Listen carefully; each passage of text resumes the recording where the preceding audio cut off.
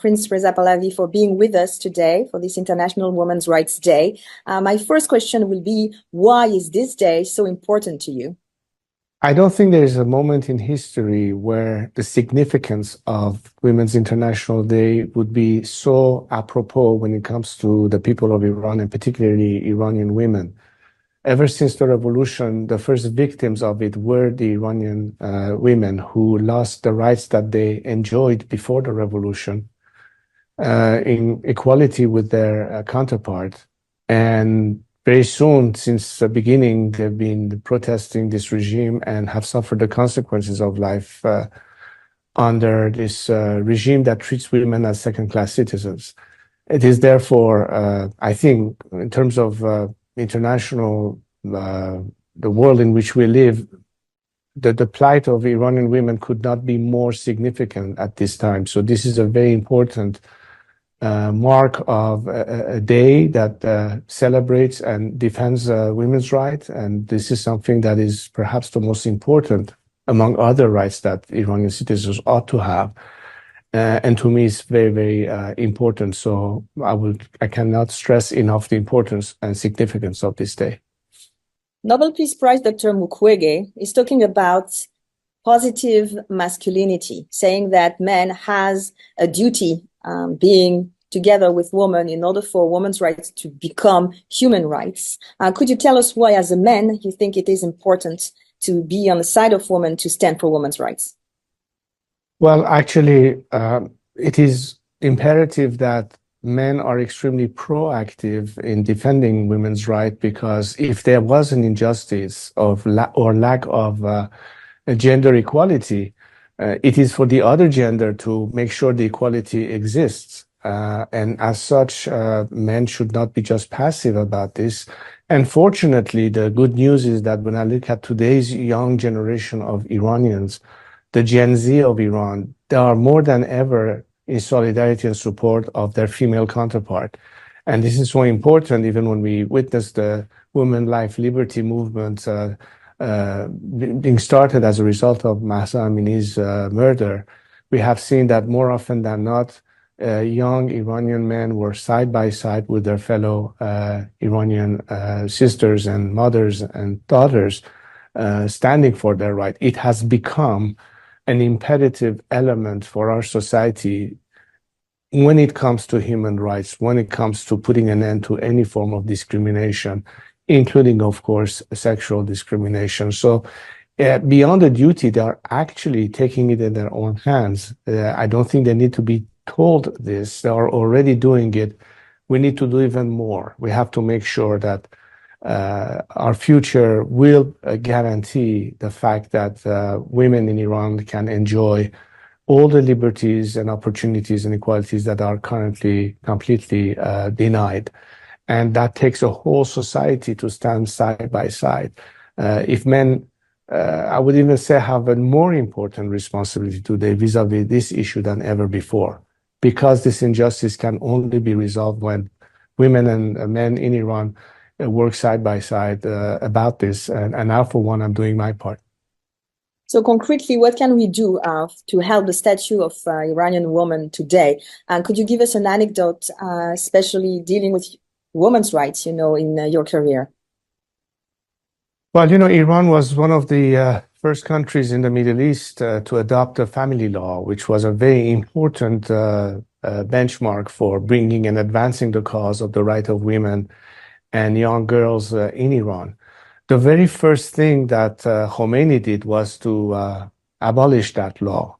A lot of progress was done at the time. Iran was, women received suffrage and a right to vote 4 years before the women in Switzerland did. We had the most advanced family laws in Iran. Women were fully participating in the affairs of the country. We had ministers, judges, and all sorts of people working even in the military branch of our country before the revolution. And I think that significant element helped to bring our country full force into a path of modernity and development. And women were involved in various aspects of society, in universities, as teachers, as architects and engineers, and you have it. We need to make sure that the future guarantees this chance for equal opportunity. And it's of course, a lot of it has to do with the law of the land. A lot of this has to do with the constitutional right and the laws of the country.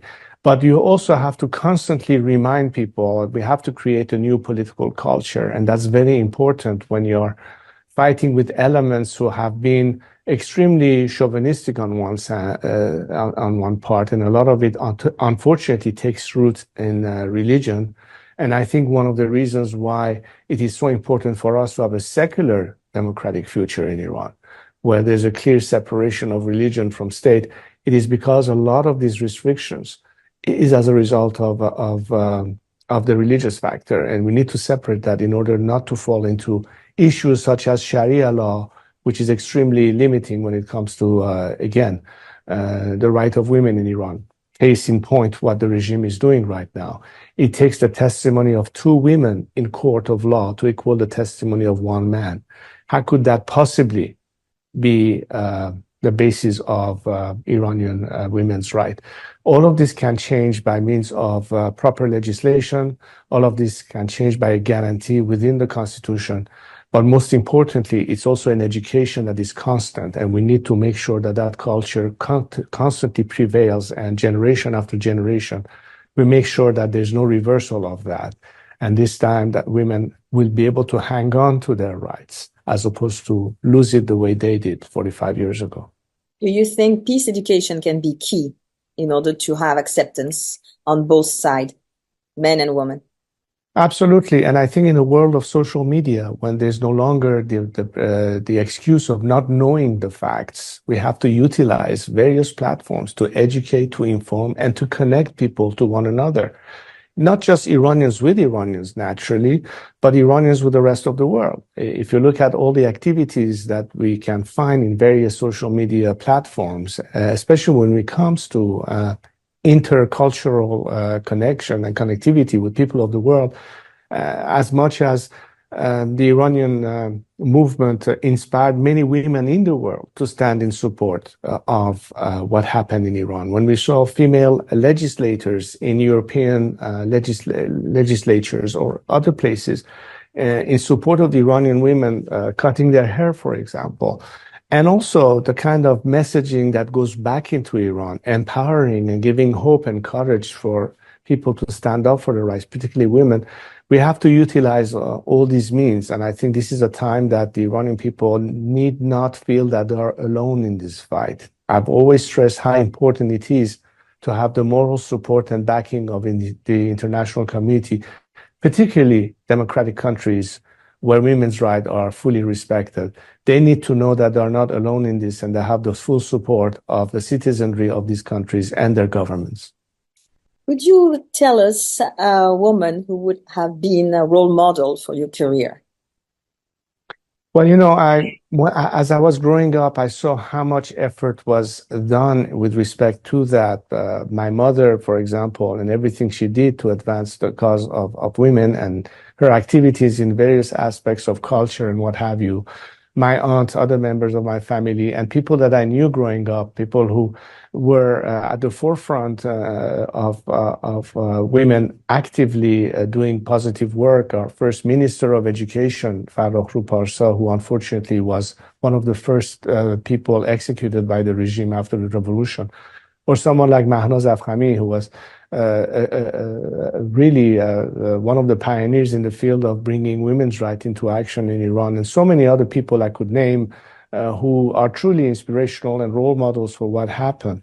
I myself take pride of the fact that as seeing my wife and her work in terms of being a lawyer and the time that she worked for that, and her support of Iranian causes, children causes, and what have you. My daughters, who are now also working and enjoy the freedom that America offers a young woman to be able to pretty much do everything that they can. All of these elements, I think, is quite inspirational, knowing that it is in total freedom that we can have the maximum output and contribution of women in society in various roles and and shapes. And this is the future that Iran needs to think that we need to engage full force, every aspect of citizenry, and especially the vital role that I think women can play in Iran society in all sorts of different areas. But first and foremost, we have to make sure that they're liberated, that a whole nation is liberated, and that we have the protection of the law and the rule of law, which is ultimately what guarantees citizens their rights. Yeah, to finish this too short interview, could you tell us, please, Your Royal Highness, any advice or any inspirational quote for this International Women's Rights Day?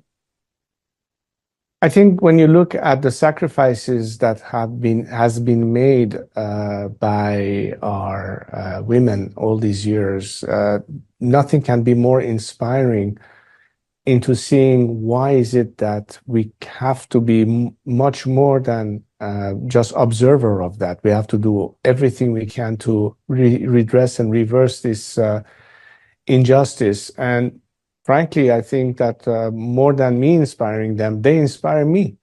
And all I can do is to, in fact, highlight their sacrifices, highlight their efforts, highlight their aspirations, and for them to know that they are not alone in this, that we all stand together, men and women together, to fight for that liberation. And I think it goes without saying that being successful in this endeavor will mean that finally we can be rid of a system that has denied us for more than 4 decades the natural rights of every citizen in Iran, men or women, to be participant fully in the affairs of their country and to have a true chance of prosperity and progress. And I believe that this is the key message, that unity is fundamental in the success of any society. When we stand all together for fundamental rights and causes, that's the only way to prevail and ultimately succeed. Thank you. Thank you so much, Your Royal Highness. Thank you, Reza Pahlavi, for being with us and putting women's rights into human rights again. Thank you so much for this opportunity.